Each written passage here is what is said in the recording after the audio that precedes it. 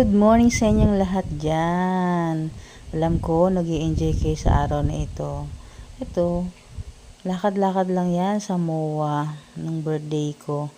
So, have a wonderful day sa inyong lahat and more blessing to come. Huwag po kayong magsawang manood sa ating mga videos. I feel you touch me in the pouring rain. I will never get tired of saying, thank you, God, because He never gets tired of blessing me.